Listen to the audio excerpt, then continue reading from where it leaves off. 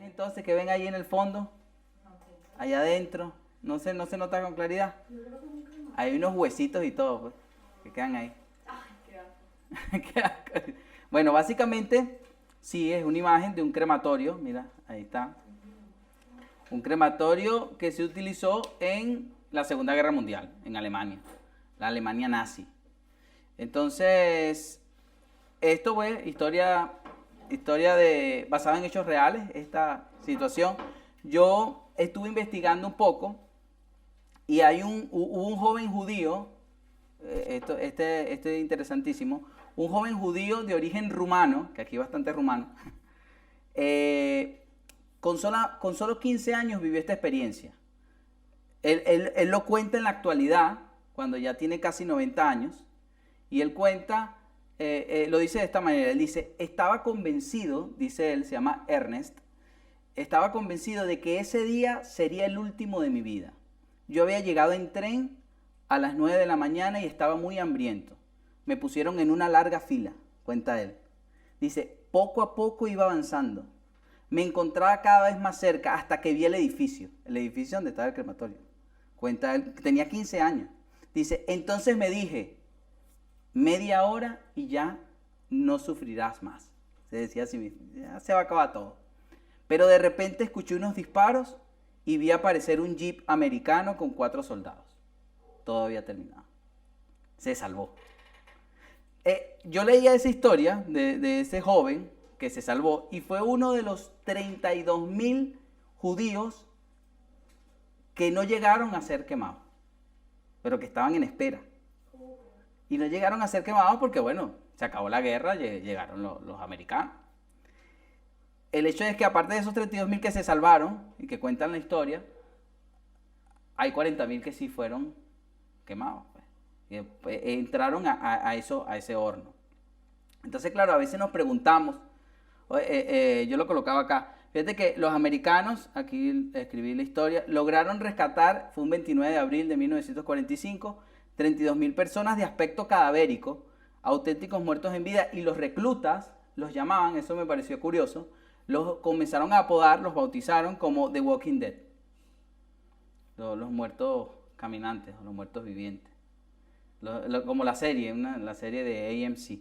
Entonces los bautizaron de esa manera porque literalmente, o sea, los rescataron, pero eran cadáveres, como cuando yo llegué a España.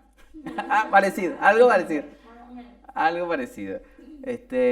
Entonces, yo me hacía la pregunta, que tal vez pudiésemos, a lo mejor alguno de ustedes se la pudiese hacer. Dice, ¿por qué Dios permitió que se salvaran estos miles de judíos, 32.000, y no los otros 40.000, que sí murieron calcinados?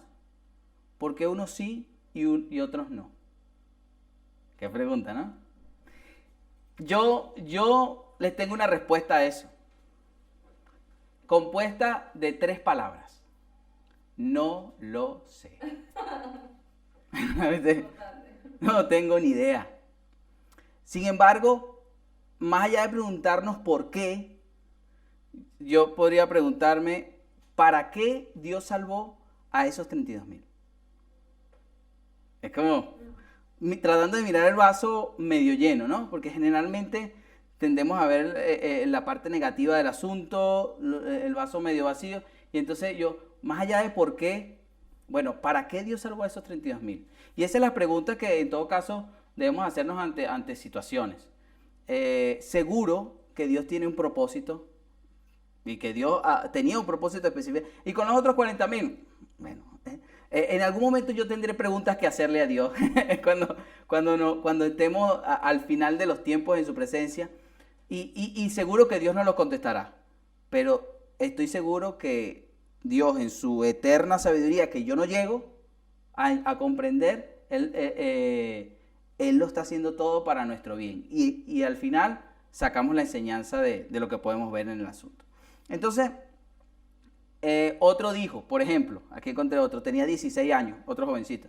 Decía, una semana más y allí no queda nadie vivo, decía otro, se llamaba Joshua, dice, y él dice, ¿sabe lo que supone ver a un soldado americano salir de un tanque y ver cómo huían los alemanes? Decía el señor ya, el anciano, dice, para mí eso fue comprobar que Dios existe y que en ese momento había bajado del cielo.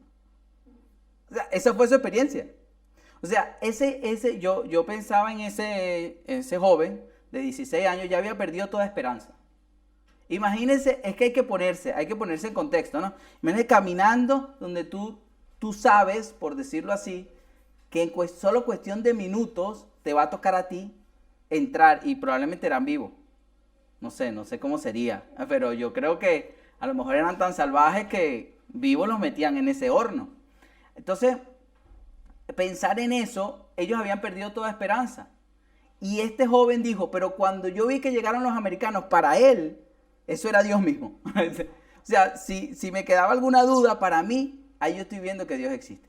Entonces, a veces Dios es como lo de las Torres Gemelas. No sé si seguramente han escuchado, eso circula por la web, de que tanta gente que murieron cuando las Torres Gemelas, el 11 de septiembre, pero tanta gente que ese día no pudo llegar. Eso es lo que a veces no se cuenta. Hubo gente que ese día, por las razones más inesperadas que te puedes imaginar, David, ese día no llegaron.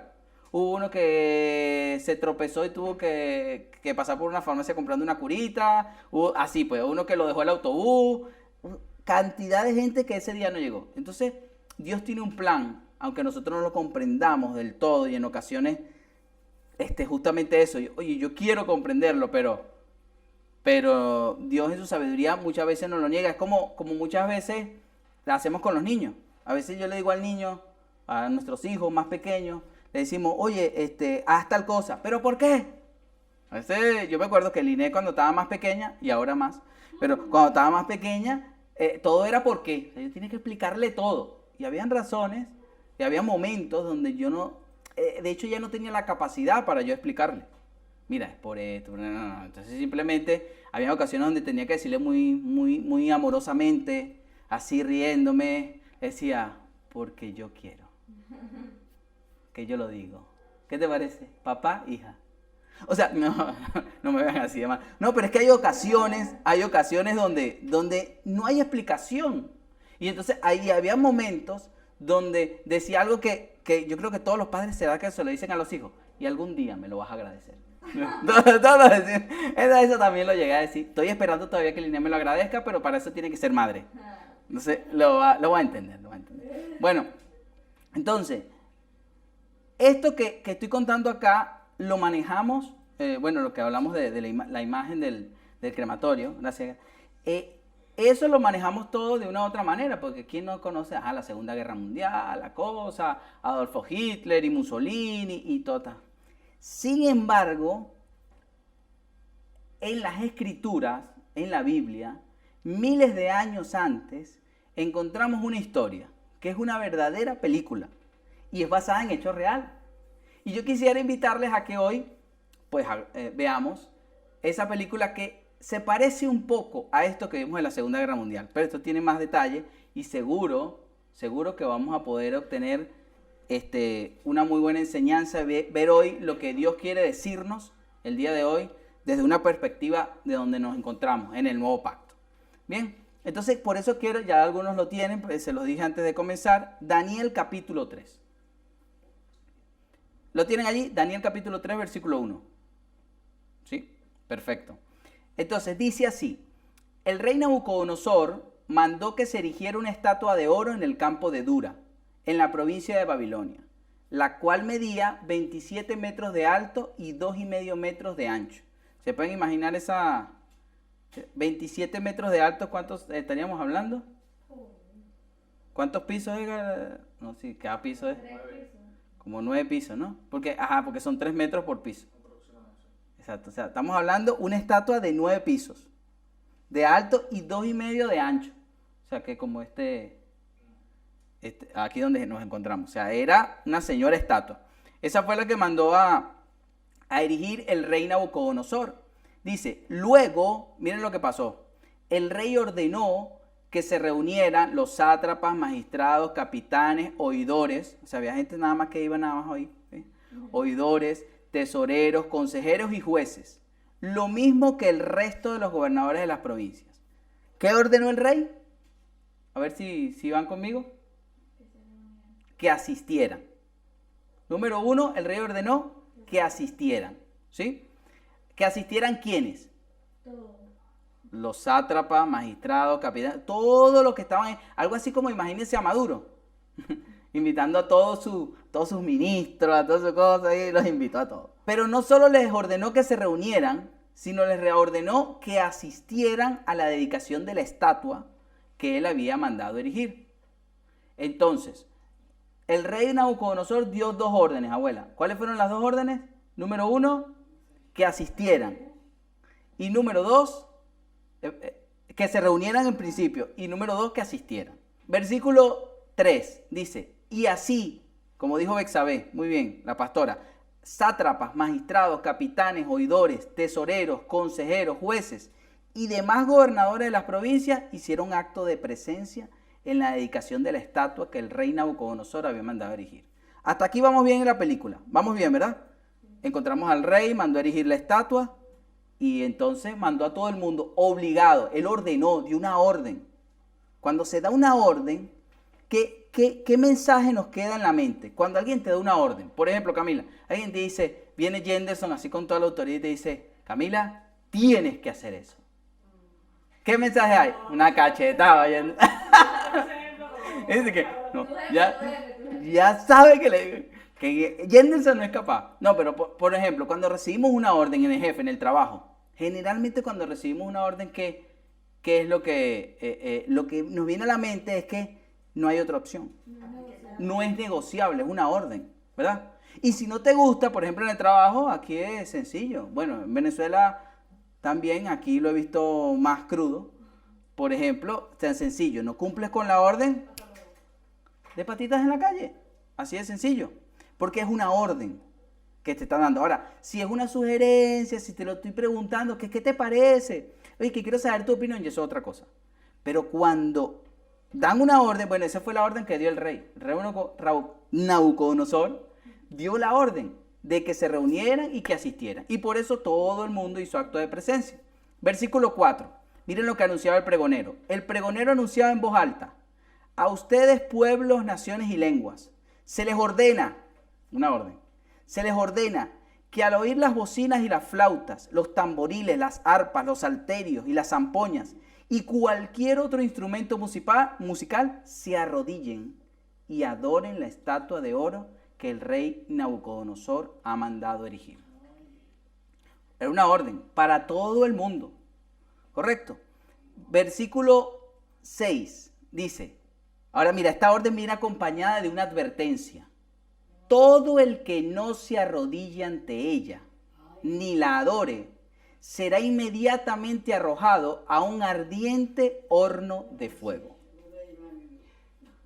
Por eso, dice el versículo 7, en cuanto todos los pueblos, naciones y lenguas escucharon el sonido de bocinas, flautas, tamboriles, arpas, salterios, zampoñas y otros instrumentos musicales, se arrodillaron delante de la estatua de oro que el rey Nabucodonosor había mandado erigir y la adoraron. Pongámonos en contexto. El rey erige la estatua, una estatua gigantesca, estamos hablando de 27 metros de alto, 2,5 metros de ancho, y en medio de eso manda a todos sus secuaces, a todos sus súbditos, a los principales que estaban con él, les dice, tienen que hacer acto de presencia. Pero en el momento que se va a inaugurar, el pregonero sale diciendo, que el que grita, todos ustedes, todo el mundo. ¿Qué pasa? No quiere decir que todo el reino en ese momento va a adorar la estatua. O sea, es una cuestión de que no es que todo el reino, él convocó, fue a sus principales. ¿Lo ven? Él convocó a sus principales. Pero a los demás eran los que estaban allí. O sea, cuando ocurre un acto público, siempre hay quienes van a ver. Correcto. A todo ese que llegaba a ver, la orden fue esa. Escucha, de donde viniera. Pueblos, naciones y lenguas. El que se vino a ver, porque yo voy a ver. A ver qué tal. Ay, que en Sol hay fiesta, vámonos para Sol, vamos. Y entonces van a ver. Y en ese momento que tú llegas a ver, te dice, aquí el rey está ordenando que en el momento que se baja el telón y se descubre esta estatua, todo el mundo tiene que arrodillarse y adorar esa estatua. Ah, que no lo quiere hacer, no hay problema. Ahí ya tenemos el horno preparado. Para el que no lo quiera hacer. Así es sencillo. Entonces, claro, los que estaban allí, vamos a ver qué pasó en la película. Alerta de spoiler, cuidado aquí. ¿Sí? Lo leímos, sí, ya lo leímos, el versículo 7. Que cuando sonaron, en el versículo 7 dice que cuando sonaron todos los instrumentos, que el rey Nabucodonosor había mandado erigir, llegaron, se arrodillaron y la adoraron. O sea, que todo el mundo, el que estaba allí, obedeció. Claro, pues amaban su vida, ¿no? Era y no era Hitler. Este es el papá de Hitler, pues. Entonces, ahora el versículo 8. Aquí, esto pasa en una realidad alterna. Esto es lo que sucede después. Mira lo que sucede. Versículo 8. Por esos días, algunos caldeos aprovecharon la ocasión para acusar a los judíos. Hasta ahí. Por esos días, algunos caldeos de los que estaban allí, ¿qué hicieron, David? Aprovecharon la ocasión para acusar a los judíos. Miren ese detalle. O sea, ellos no se quedaron quietos. Es decir, habían judíos que no habían asistido. Estaban por ahí, entonces ellos no adoraron la estatua. Estaban en su casa viendo televisión.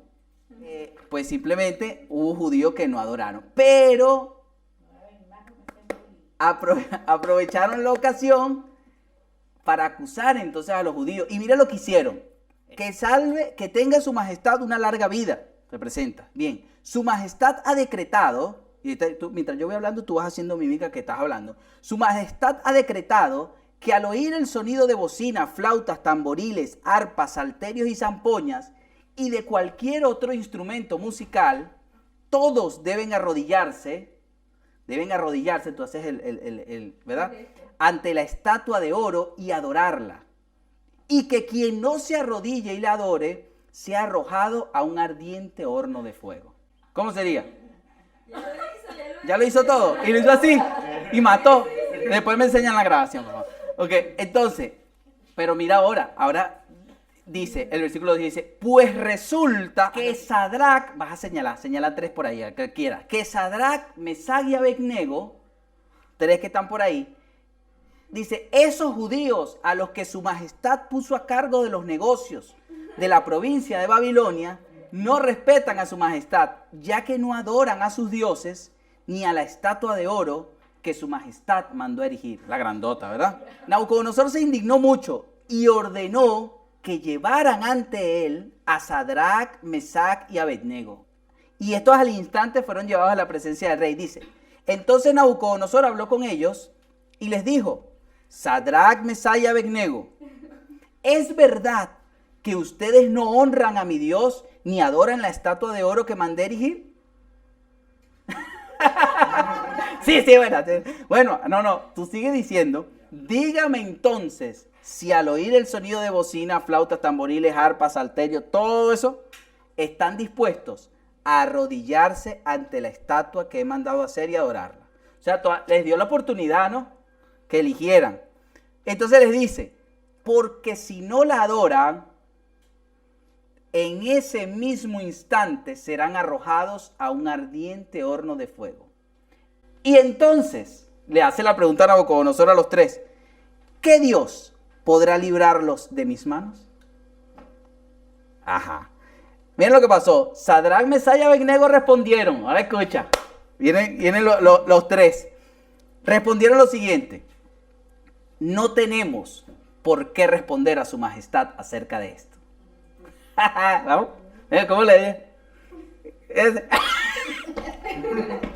Qué fuerte. Bien, dice, su majestad va a ver, dígale, va a ver, así, va a ver que nuestro Dios, a quien servimos, puede librarnos de ese ardiente horno de fuego y también puede librarnos del poder de su majestad.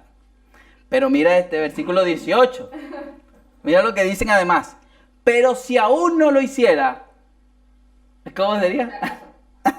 Si aún no lo hiciera, sepa su majestad que no serviremos a sus dioses, ni tampoco adoraremos la estatua que ha mandado erigir. Nabucodonosor se llena de ira y dice, su semblante cambió. O sea, primero tú lo llamaste de buena manera, pero ahora su semblante cambió después de su respuesta. Ya, se acabó lo que daba, ¿ves? Su semblante cambió en contra de Sadrach, Mesach y Abednego. Así que, mira lo que hizo el rey. Ordenó calentar el horno 7 veces más de lo acostumbrado. O sea, no, entonces así 7 veces, o sea, ¿sabes qué? Peor todavía. Dice, y no solamente eso, dice, ordenó que los más fuertes de su ejército ataran a Sadrach, Mesach y Abednego y los arrojaran al ardiente horno de fuego. Bien, ¿usted había escuchado esa película? Nunca la había visto. Pues nosotros la vamos a grabar. Entonces, y después la vamos a ver. Entonces, el hecho es que ya ocurrió, es basado en hechos reales, pero la película no termina allí. Vamos a terminar los últimos versículos de la peli. Versículo 21.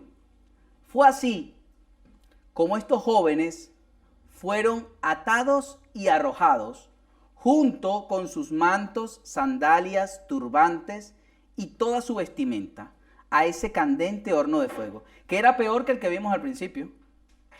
Era peor. Y ya van a ver por qué. Sigo leyendo el 22. La orden del rey fue tan apremiante y el horno estaba tan candente que las llamas mataron a quienes arrojaron a Sadrach, Mesach y Abednego. Ahora, el hecho es que, fíjense, las llamas mataron a quienes arrojaron a Sadrach, Mesach y Abednego. Mientras, versículo 23, los 3 jóvenes caían atados dentro del candente horno de fuego. Vamos a detenernos allí. Bien, allí queda la película, vamos a cortes comerciales y entonces, a través de esta película podemos respondernos a 4 preguntas. Para quienes toman nota, que veo que son bastantes, pues tomen nota y de todas maneras, si no quieren anotar hoy, no quieren tomar apuntes, pueden ver el vídeo luego que lo publiquemos en YouTube y ya pueden seguro hacerlo. Pero hay 4 preguntas a las que podemos responder. Número 1. ¿Cómo se opera en el sistema babilónico? Algunos no saben qué es el sistema babilónico, pero les resumo rápidamente en 2 palabras. Babilonia representa el sistema antidios. Babilonia representa el sistema en el que muchas veces está a nuestro alrededor y es un sistema que está en contra de los valores de Dios. Ese es Babilonia. Y Babilonia, aunque hoy día no encontramos al rey Nabucodonosor, Babilonia está muy presente en, como dice la palabra, en los hijos de desobediencia. Y ahí está Babilonia, con sus principios y con sus valores también que tiene, y sus antivalores que tiene Babilonia. Entonces, ¿cómo se opera en el sistema babilónico? Eso lo vemos en esta historia. Vemos principios allí de reino. Número 1, el sistema babilónico opera de la siguiente manera. En el sistema babilónico se dan órdenes. Se ordena. Y cuando se ordena, lo decíamos al principio, se hace ver que no hay más opciones, ¿verdad? Tienen que adorar. Y ese ídolo, ¿qué es un ídolo? Para nosotros como hijos de Dios, ¿qué es un ídolo? Algo que adoramos y que estamos colocando primero que Dios. Si, por ejemplo, yo amo tanto a mi hijo como Abraham amaba a Isaac, lo amaba tanto que podría convertirse en un ídolo, pues entonces Dios le dijo, ¿tú me amas y tienes fe en mí? Sacrifica a Isaac pues por mí. Porque es que Dios, diga conmigo, Dios no comparte su gloria con nadie. Así es. Dios no comparte eso. O sea, Dios es Él. La gloria es para Él. Y si algo quiere ocupar el lugar de Él, pues es un ídolo. Esa era la estatua. Entonces no veamos la estatua de Nabucodonosor. Hoy día no vemos la estatua de Nabucodonosor. Pero vemos otras cosas que quieren ocupar el lugar de Dios. Que se nos presentan. Y que muy sutilmente comienzan con una orden. Se te ordena. Y tú a veces asumimos esa orden como cualquier cosa. ¿Correcto? Entonces, en primer lugar, el sistema babilónico opera de esa manera. Se dan órdenes. Y en segundo lugar, se acusan. ¿Te acuerdas, David? Dice que aprovecharon la ocasión, como el chivato que llegó aquí donde el rey. Aprovecharon la ocasión para acusar. Y así es que obra el sistema babilónico. El sistema babilónico constantemente quiere acusar. ¿Acusar a quién? acusar a los escogidos de Dios. Acusar y decir, epa, tú lo estás haciendo mal, no es así. Tú como que eres un fanático. Porque, ¿cómo que tú no dices mentira? No, eso es un fanatismo. Hay que decir, aunque sea una mentirita blanca. Hay que decir, si no eres un fanático religioso. El sistema quiere acusarte. Y el sistema, cuando tú haces lo correcto, el sistema babilónico va a venir a decirte, estás orinando fuera del tiesto. Así no es. A Liné de pronto le dicen en el instituto, qué loca, ¿cómo que llegar virgen a matrimonio? Por favor. Y entonces intenta acusarte. ¿Por qué? ¿Por qué eso? Tú como que estás con unos religiosos.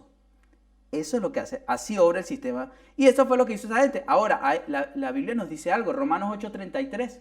¿Quién acusará? ¿Quién acusará a los escogidos de Dios? ¿Quién? ¿Habrá alguien que pueda acusar a los escogidos de Dios? Nadie. Entonces, Pablo responde, Dios es el que justifica. O sea, si Dios, voltea que tienes a tu lado, busca a alguien y dile, si Dios te justificó, nadie puede acusarte. Si Dios te justificó, nadie puede acusarte. Bueno, pueden hacerlo si les da la gana, pero esa acusación no tiene ningún valor. Ante Dios no, porque Dios es el que justifica.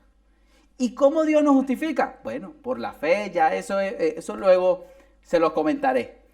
Entonces, ¿cómo se opera en el sistema babilónico? Dos maneras fáciles, sencillitas, resumidas. Se dan órdenes, haciendo ver que no hay más opciones. Dice, esto es lo que hay, te dicen, hágalo. Y número dos, se acusan vanamente a los escogidos de Dios. El sistema babilónico opera de una manera. La segunda pregunta que vemos en la película es, ¿cómo operamos nosotros en el reino de Dios? ¿Cómo respondemos? El sistema nos ataca, pero ¿cómo respondo yo? ¿Qué debo hacer? Porque cada uno tiene un lugar de asignación. Vamos a un trabajo, estamos en lugares de estudio, en nuestra familia. ¿Cómo respondemos nosotros? ¿Cómo operamos nosotros en el reino? Bueno, de tres maneras. Lo vemos como hicieron Sadrach, Mesach y Abednego. Hay tres cosas que vemos allí. Número uno. Diga conmigo, levante su mano derecha, por favor, y diga. Esto se me ha revelado esta semana de una manera muy gráfica. Pero repítalo conmigo, diga. No perdemos el tiempo. No perdemos el tiempo. No, es que ojo, que no lo estoy inventando. ¿Qué fue lo primero que le dijo cuando Nabucodonosor los increpó? Lo primero que le dijeron fue, no tenemos ni que responderte. Pues. Así le dijeron. O sea, oye, dime tú si eso no es desafiante, pero es que así es. O sea, ellos estaban diciendo la purita verdad. O sea, ¿sabes qué? Yo no voy a perder el tiempo contigo. Yo sigo a un motivador conocido y que se ha manifestado como cristiano, que se llama Daniel Habif, así es, ¿no? La pronunciación, creo. Daniel Habif. Y él, y no me está pagando por hacerle la cuña, pero no. lo coloco como ejemplo. Yo lo sigo en Instagram y alguien llegó, porque siempre hay alguien que quiere como buscar, que quiere preguntar y tal. Y bueno, más cuando es conocido, pues más. Alguien le preguntó que qué opinaba él de Halloween. ¿Pero qué opinas tú como cristiano de Halloween? Y entonces él contestó, me encantó su respuesta. Para muchos sería una respuesta evasiva, pero su respuesta me gustó, a mí personalmente. Y me pareció la de Sadrach, Mesach y Abednego, por eso la recordé cuando leía eso. Él dijo, ni opinión merece. No. Así le respondió. Bastante polémica su respuesta, pero, o sea, es que hay cosas. Mira, es como, ahora mismo acabo de recordar, como cuando Jesús sanó a un ciego, me parece, no sé si fue Bartimeo, y en una de esas había un hombre ciego y le preguntaron a Jesús, ¿pero quién pecó, él o sus padres? Y se le digo, parafraseando lo que Jesús dijo, ¿eso qué importa? O sea, hay cosas donde a veces nos detenemos a pensar. Entonces, fíjate, Nabucodonosor llegó, lo que hizo el sistema, intentó acusar, intentó intimidar. En ese momento Nabucodonosor estaba intimidando. Mira, ¿por qué no estás adorando? ¿Por qué no haces lo que hacen los demás? Porque básicamente era eso. Sadrach, Mesach y Abednego eran la minoría. ¿Por qué no haces lo que hacía todo el mundo? Oye, pero si todo el mundo evade impuestos, ¿por qué tú no lo haces? ¿Por qué no haces lo que hacen los demás? La mayoría, si todo el mundo lo hace. Generalmente, cuando queremos justificar algo, decimos, pero si todo el mundo lo hace. Como que eso diría, no, pero está bien hecho, como todo el mundo lo hace. Y entonces Sadrach, Mesach y Abednego no se pusieron a discutir. Dijeron, mi opinión merece. En otras palabras, ¿no? Ya lo leyó bien Joana, como decía textualmente allí. Entonces, en primer lugar, no perdemos el tiempo. No pierdan el tiempo en discusiones baratas, sin sentido y vanas. No pierdan el tiempo. Si tiene una convicción de fe, si Dios le ha dado esa convicción a usted, esa fe, pues no pierda el tiempo en discutirla. No. Si no se le ha revelado a la otra persona, ¿qué sentido tiene? De intentar de convencer. La Biblia dice que quien convence es el Espíritu Santo, no somos nosotros. Entonces, número 1, nosotros en el reino no perdemos el tiempo. Número 2, decretamos proféticamente la palabra de Dios. Así obramos nosotros. Nosotros nos decimos, David no, cuando ustedes leen los salmos, los invito a leer los salmos, Samuel, el que leemos Proverbios, también los salmos. En los salmos leemos, por ejemplo, cuando David llegaba y decía, cantaré al Señor, alabaré al Señor, y haré esto y haré aquello. Él no decía, yo voy a ver si lo hago. Bueno, tal vez lo hago. No, él decía afirmaciones. Él afirmaba, muy bien, ¿ves? Eso no se lo reveló carne y sangre. Él afirmaba. ¿Cómo hicieron Sadrach, Mesach y Abednego? Él le dijo, usted rey, versículo 17. Su majestad va a ver que nuestro Dios, a quien servimos, puede librarnos de ese ardiente horno de fuego y también puede librarnos del poder de su majestad. Ajá, el 17 nada más. Pero fíjate que ahí la clave, la palabra clave es, la frase es, su majestad va a ver. O sea, ellos estaban seguros que el rey lo iba a ver. Me dijeron, ojalá, como yo decía, en estos días conversaba con alguien, dice, pero es que ojalá encierra incredulidad. Ojalá suceda. Veamos. Amanecerá y veremos. No. Es que su majestad va a ver lo que Dios va a hacer. Y entonces ahí fíjate que aclara, porque Nabucodonosor empezó a decir, ¿y qué Dios de ustedes lo va a salvar de mí? Y Dios le aclaró, que Dios, su majestad va a ver que nuestro Dios, a quien servimos, o sea, qué impresionante la actitud de ellos. Entonces, en segundo lugar, decretamos proféticamente la palabra. Ellos decretaron lo que iba a suceder, lo que Dios iba a hacer. Su majestad va a ver que Dios puede. No dijo que Dios lo iba a hacer, pero por lo menos iban a ver que Dios puede. Porque Dios puede hacerlo. Pero si Dios no quiere, entonces ahí es donde Sadrach, Mesach y Abednego, por si acaso Dios no quería salvarlo, dijo, bueno. Pero aún si no lo hiciera, Ese es el versículo. no está que no serviremos a sus dioses, ni tampoco adoraremos la estatua que ha mandado él. Y ese versículo que acaba de leer muy bien la pastora, gracias, es el punto número 3 de cómo operamos en el reino de Dios. Y ahora quiero que por favor, porque es que es importante repetir las cosas para que nos quede. Diga conmigo, no negocio mi fe. Por eso es que esta es una fe innegociable. O sea, mira, yo puedo negociar contigo lo que tú quieras. Vamos a negociar, te compro el coche, mira, el alquiler, si te pago, si no te... Todo eso lo negociamos. Negociamos que la ropa que quieres que me ponga, si me mira, negociamos lo que tú quieras. Pero mi fe, que fue lo que dijo Sadrach, Mesach y Abednego, no la negocio. O sea, ellos estaban tan claros que le dijo, bueno, vamos a hacer algo, vamos a ponerlo en criollo.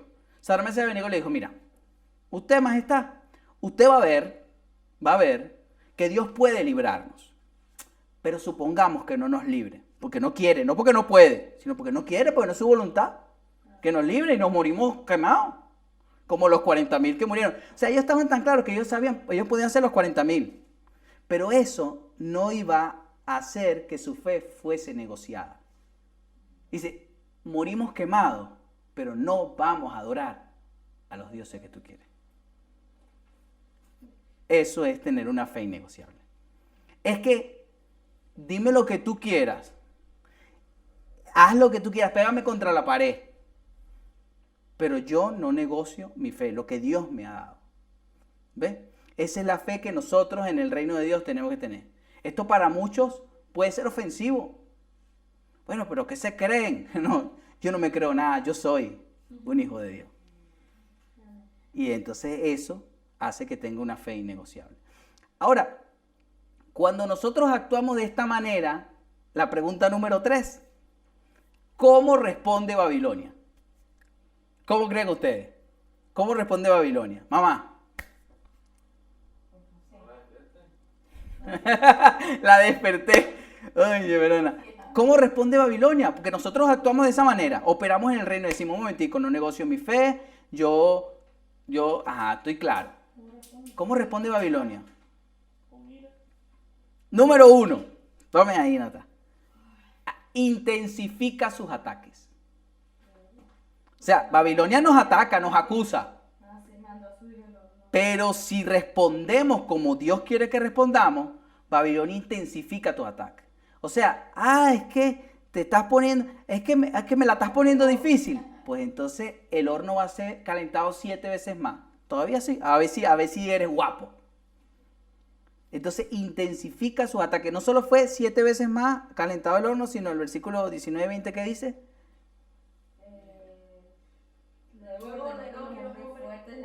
Los hombres más fuertes que lo ataran. Eso es importante porque fíjate, eso es lo que, fíjate, cuando intensifica sus ataques, fíjate que nos hace creer que estamos atados.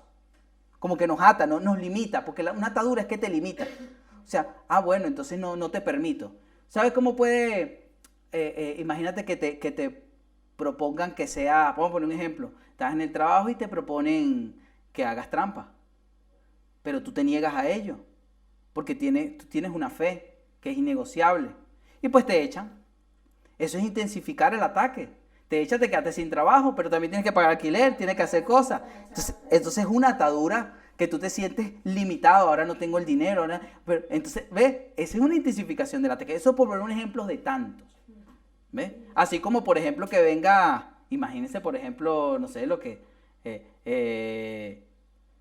nosotros que somos tan sociales, en el instituto, o que venga un amigo y te dice, bueno, es que si sigues con eso, ay, no. Y empiezan a sacar el cuerpo. Intensificación del ataque. Porque este es puritano. Este que se cree. Vámonos, dejémoslo. Por decir un ejemplo. Este es aburrido. Este no hace lo que nosotros hacemos. Que nosotros, alguien me envió, pero es que no puedo dejar de decirlo. Halloween tiene un origen totalmente diabólico, satánico. Para quien tenga alguna duda. Y si quiere... agárrenme en las redes sociales para lo que quieran. Y díganme lo que ustedes quieran. Pero básicamente es así. Entonces, que yo, mi opinión merece y no me voy a poner a agarrar a cada quien y decirle, mira, que que si te disfrazas, que no te disfrazas, que esto. Yo no caigo en eso. Pero sí estoy claro en mi convicción. Entonces vino alguien a decirme que feliz Halloween. Me escribió. Alguien me escribió feliz Halloween y yo le respondí, es que yo no celebro Halloween por esto y por esto. Así es sencillo. Ya. Sin entrar mucho en detalle. Entonces le dije, una de las cosas que le dije es que dentro de Halloween, bueno, y que alguien, ¿cómo puede negarlo? Pero bueno, a veces hay que estar ciego para ello. Halloween enfatiza en la oscuridad, ¿o me equivoco? Se hace de noche, todo no sé qué, la oscuridad está ahí. Y entonces yo le digo, pues mi Dios es un Dios de luz y no de tiniebla, entre otras cosas que les dije. Y después me ha escrito por WhatsApp este personaje un pequeño testamento diciéndome, ¡qué oscuridad! ¿Qué tiene de malo salir de la fiesta y rumbear y esto y lo otro? Es pura luz y alegría y vida. Claro, así ahora el sistema babilónico. El sistema babilónico en ningún momento te lo va a mostrar feo. ¿De qué tú crees que el diablo se te va a aparecer con cachitos y cosas? Eso es mentira. Se te va a mostrar bello. Se te va a mostrar de la manera más... ¿O cómo creen que cuando Eva vio el fruto prohibido, dice la Biblia en Génesis que vio que era deseable para comer? No que era un fruto ahí que se estaba pudriendo ahí, que uy, no, vuelva. No. Entonces, por favor. Entonces, ese es el punto. Y se intensifican los ataques. Ay, es tan bello y los niños se ven tan cuches. Claro, que te lo va a mostrar de verdad lo que es. Bueno, una cosa es turismo, otra cosa es inmigración. Bueno, entonces, número 1, Babilonia responde intensificando sus ataques. Número 2, ¿sabes cómo termina Babilonia? Babilonia al final, y este es el final, alerta de spoiler, ya al final de la película. Babilonia termina en espanto. Así termina Babilonia.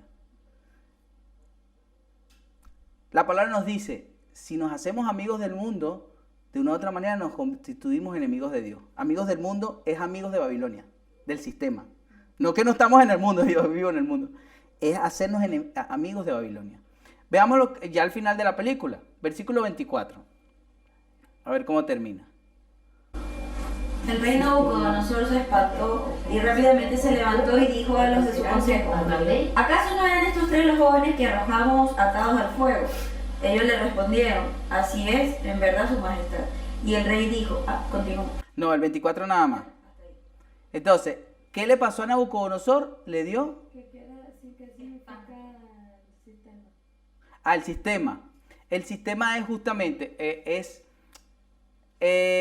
una cultura, una mentalidad que existe a nuestro alrededor, donde Dios no se exalta, donde es exaltado el ser humano, es exaltado nuestro placer, donde es exaltado todo eso, pero Dios no tiene la preeminencia. Cristo, aunque pueda estar en nuestros labios, no está en nuestras vidas. ¿Ves? Entonces nos encontramos con una sociedad que habla mucho de Dios, muchas veces, y que dice creer en Dios, pero que con sus hechos lo niega. ¿Ves? Entonces ese es el sistema que está a nuestro alrededor, que estamos haciendo la analogía acá con el sistema babilónico que sucedió con estos chicos, y que nosotros también estamos en un sistema que debemos saber cómo operar y cómo responde. ¿Ves? Sí queda clara más o menos allí. Sí, por eso lo expliqué. Entonces, ¿qué pasa? Al final, dice el versículo 24, como lo leyó Zohar, Nabucodonosor termina espantado. ¿Saben por qué? Se los voy a leer. Voy a leer de nuevo. Voy a leerlo todo, veamos el final de la película y luego lo vamos desmenuzando. Versículo 24, lo leo de nuevo. El rey Nabucodonosor se espantó y rápidamente se levantó y dijo a los de su consejo: ¿acaso no eran 3? ¿Cuántos jóvenes eran? 3. ¿Cuántos jóvenes eran, Eline? ¿Segura? Muy bien. Nabucodonosor se espantó. Cuando hablamos de que, ¿por qué se espantó? ¿Cuándo tú te espantas? A ver, ¿cuándo usted se espanta? ¿Verdad? O cuando le aparece un espanto. ¿Verdad? Entonces tú, cuando ves un fantasma. Entonces, así le pasó a Nabucodonosor. Nabucodonosor se espantó. Ese es el final de Babilonia. Babilonia al final termina así. Veamos, dice, el rey Nabucodonosor se espantó y rápidamente se levantó de donde estaba y dijo a los de su consejo, a los alamecates, le dijo: ¿acaso no eran 3 los jóvenes que arrojaron atados al fuego? ¿Cómo los arrojaron? Atados. Entonces ellos le respondieron, miren lo que respondieron: así es en verdad, su majestad. Y el rey le dijo: pues yo veo a 4 jóvenes sueltos que se pasean en medio del fuego y sin que sufran daño alguno. Díganme ustedes si eso no espanta. Espanta, ¿no? Tiras a 3 chamos. Los 3 chamos que tiras, los que los tiraron se quemaron. Estaba tan ardiente. Y después que los tiras ahí, atados, el medio se asoma así y ve que ya no hay 3, ahora hay 4 que están sueltos, ya no estaban atados, claro, el mismo fuego los ayuda a quitarle las ataduras. Ahora están sueltos, hay 4 y encima se pasean. O sea, yo me imagino que se pasean que los están. ¡Qué bien! Se pasean en medio del fuego y dice, y además no sufrían daño alguno. O sea, porque no era que estaban quemándose o algo así, no, era que no sufrían daño alguno. Eso es de espanto. Basado en hechos reales. Eso no lo vimos en la Alemania nazi, pero está en las escrituras. Dijo Nabucodonosor, y el aspecto del 4.º joven es como el de un hijo de los dioses. O sea, allí hay quienes dicen, y hay teólogos, pues, estudiosos de las escrituras, que opinan que eso puede haber sido una manifestación de Cristo, que haya sido el mismo Cristo antes de la encarnación que se mostró allí. Yo no sé si fue Cristo o fue un ángel, sea como sea, Dios estaba mostrando su mano allí con esta gente. Ahora, si le digo algo, el versículo 26 dice: dicho esto, miren lo que pasó, Nabucodonosor se acercó a la puerta del horno encendido y dijo: Sadrach, Mesach y Abednego, siervos del Dios Altísimo, lo reconoció, siervos del Dios Altísimo, salgan de allí y vengan acá. Entonces Sadrach, Mesach y Abednego salieron del fuego, mientras los sátrapas, los gobernadores, los capitanes y los consejeros del rey se juntaban para mirar a estos jóvenes. a quienes el fuego no había podido quemarles el cuerpo y ni siquiera un solo cabello de la cabeza. Sus vestidos estaban intactos y ni siquiera olían a humo. En ese momento Nabucodonosor exclamó, mira lo que dijo el que no creía en Dios. Dijo, bendito sea el Dios de Sadrach, Mesach y Abednego, que envió su ángel y libró a sus siervos, pues confiaron, diga conmigo, confiaron en él y no cumplieron mi edicto. La clave está en la fe que tuvieron, confiaron, es que tuvieron fe. Su fe los salvó. Pero aunque no los hubiese salvado, ellos no negociaban su fe. Dice, prefirieron entregar, dijo Nabucodonosor, prefirieron entregar sus cuerpos antes que servir y adorar a otro Dios. Entonces, Babilonia al final de la película termina derrotado. ¿Y cómo terminamos nosotros? ¿Cómo termina un hijo de Dios que mantiene su fe en lo que Dios le ha mostrado?